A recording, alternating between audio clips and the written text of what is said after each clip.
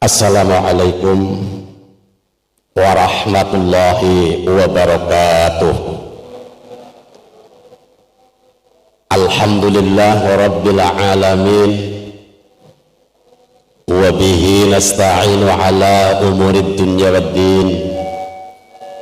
Asyhadu an la ilaha illallah wahdahu la syarika lah, al-malikul haqqul mubin dzul jalali wal ikram.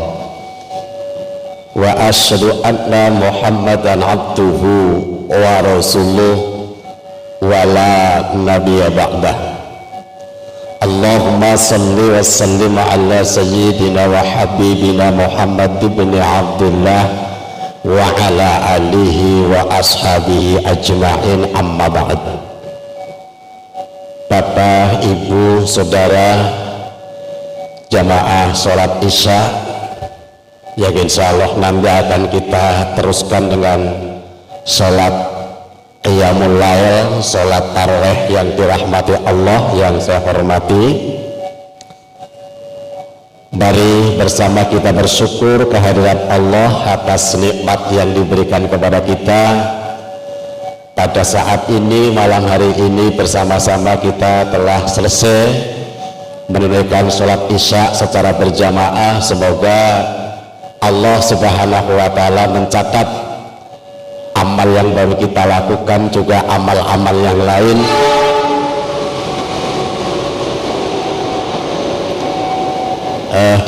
dicatat di sisi Allah sebagai amal soleh kita. Salam dan sholawat mari kita sampaikan kepada junjungan Nabi kita, Nabi Muhammad Sallallahu Alaihi Wasallam, keluarga, sahabat, umat Islam hingga akhir zaman. Saya bersyukur dan berterima kasih wonten ngarsanipun pangarsanipun takmir masjid, saya diberikan kehormatan untuk sowan dan matur. Mudah-mudahan sowan saya ada satu barokah dan manfaatnya, khususnya adalah bagi saya pribadi dan juga adalah kepada jamaah. Izinkan pada kesempatan ini saya menyampaikan satu potongan hadis qudsi. Matan itu berbunyi, kullu amal ibni adama lahu illa siyam wa innahu li wa ana ajibih. Seluruh perbuatan amal anak Adam kembali kepadanya kecuali adalah puasa. Puasa itu adalah untuk saya dan akulah yang akan membalasnya. Ada sebagian ulama mengomentari kenapa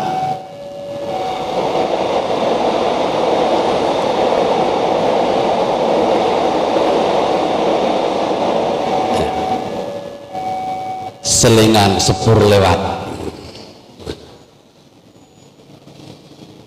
Betapa mulianya kedudukan puasa di sisi Allah Subhanahu wa Ta'ala.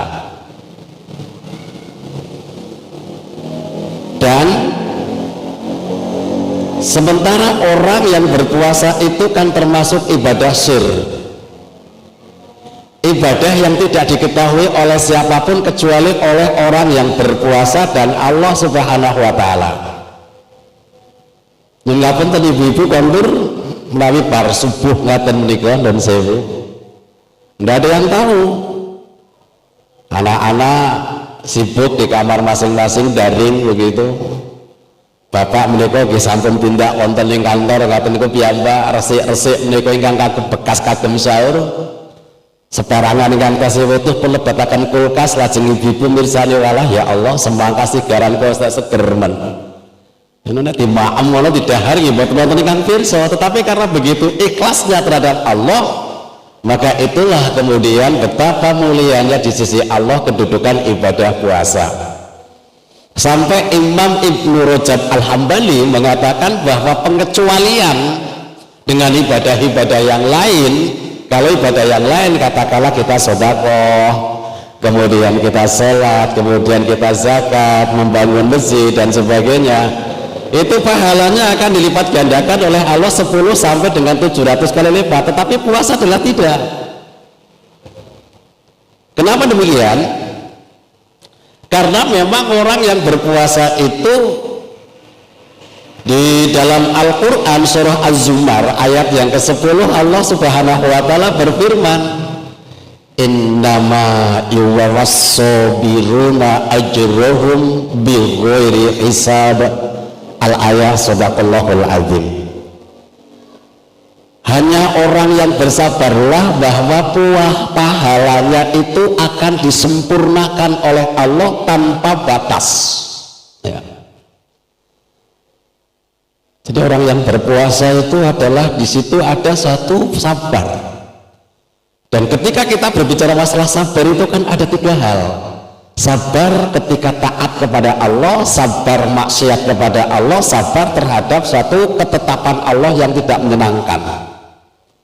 Nah, ketiga sabar itu ada dalam orang yang sedang berpuasa. Sabar taat kepada Allah, bagaimana seorang muslim itu taat kepada Allah untuk menjaga sesuatu tingkah laku kita, perbuatan kita yang itu adalah sampai membatalkan puasa. Jangankan sampai membatalkan, yang mengurangi pahala puasa pun itu adalah betul taat kepada Allah, dijaga supaya itu tidak dilakukan. Sementara sabar dalam hal maksud kepada Allah, dia bisa menahan satu perbuatan yang maksiat itu ditahan. Karena apa? Karena ada satu unsur sabar. Sabar ketetapan terhadap Allah. Orang yang berpuasa jujur mana sih yang mengenakan begitu. Apa-apa ampune ya wis ora enak kan begitu. Jadi kalau orang yang berpuasa itu bahwa napasnya puasa itu kan katanya itu kan harumnya di sisi Allah itu kan lebih minyak kasturi. Coba bapak-bapak itu kalau saya dari berpuasa ngetes begitu sama anak apa istrinya bener lah bu, ya nababku ya boleh wangi orang coba, wah ya bau kan begitu. Tapi ini di sisi Allah lain nilainya di pahala Allah subhanahu wa ta'ala. Oleh karena itu orang yang berpuasa itu adalah sabar ada dalam hal 3 itu tersebut, yakni sabar taat, sabar maksiat, sabar terhadap satu ketetapan Allah subhanahu wa ta'ala. Pantas ketika itu hadis qudsi sambungannya menyebutkan bahwa lis-shaimi farhatan. Orang yang berpuasa itu akan memperoleh satu kebahagiaan 2 hal. Kegembiraan yang pertama adalah idza aftar, ketika seseorang itu berbuka puasa itu dan luar biasa bahagianya. Ya betapapun itu menunya sangat sederhana begitu. Dan biasanya kalau orang berpuasa itu kan nafsu ketika itu akan berbuka puasa jalan-jalan pinggir jalan gitu. Ngeliat bakul gorengan sama mendoan masih hangat kemedul, wah rasanya kepengen tuku tenan gitu. Wah kulon, wah kalau bakul dawet atau seger, dituku tenan begitu. Tapi apa yang terjadi ketika kita berbuka puasa ya jujur gitu, korma begitu, air teh atau air putih 1 gelas itu rasanya udah kenyang gitu. Memang luar biasa bahagianya ketika orang berbuka puasa. Ya bapak-bapak saya kira sudah punya pengalaman tersendiri bagaimana membandingkan untuk ketika dia saat makan berbuka puasa, saat makan lain bukan berbuka puasa itu rasanya akan lain. Coba mari ketika menjauh bapak-bapak niku pikantuk undangan manten. Keleresan niku pikantuk pakormatan niku lenggah wonten ing VIP. Lenggah lek dahar niku pun ladosi ngersakaken apa mangke pun sametaaken ning malah pekewu. Arep jebuk kene iku ya pekewu wong akeh sing delok ngono. Ana wong ngomong ngono ki antri arep mburi ora masalah. Niki VIP didelok wong akeh ya pekewu ngono. Ini. Kemudian yang kebahagiaan yang kedua adalah di akhirat ketika berjumpa dengan Allah subhanahu wa ta'ala. Idza laqiya rabbah akan memperoleh suatu janji dari Allah, yakni pahala yang dijanjikan oleh Allah adalah tanpa batas. Oleh karena itu mari puasa yang sudah kita lakukan dan ini sudah masuk pada satu puluhan yang akhir, sebagaimana Rasul telah meneladankan kepada kita, memberikan contoh ketika sudah masuk puluhan yang terakhir adalah Rasul Muhammad Shallallahu Alaihi Wasallam mengencangkan ikat pinggang dalam pengertian seluruh keluarga dibangunkan, hidup-hidupkan malam-malam akhir, apakah itu dengan qiyamul lail, apakah itu dengan tadarus, apakah itu dengan iktikaf, ya sudah, apakah itu nanti adalah malam ganjil ataukah malam ganap, mari bersama kita lakukan, karena memang sebentar lagi bulan Ramadan adalah akan berpisah dengan kita. Gitu. Oleh karena itu, mari pada satu kesempatan ini saya mengajak saya pribadi dan kepada jamaah agar bagaimana suatu puasa yang tinggal ya katakanlah beberapa hari lagi begitu kita maksimalkan betul agar puasa kita dengan rangkaian yang ada ibadah di dalam bulan Ramadan ini baik, bagus, diterima oleh Allah, sehingga nanti harapan kita memohon kepada Allah adalah keluar dari Ramadan menjadi hamba-hamba yang bertakwa. Barangkali itu yang saya sampaikan, mudah-mudahan ada manfaatnya.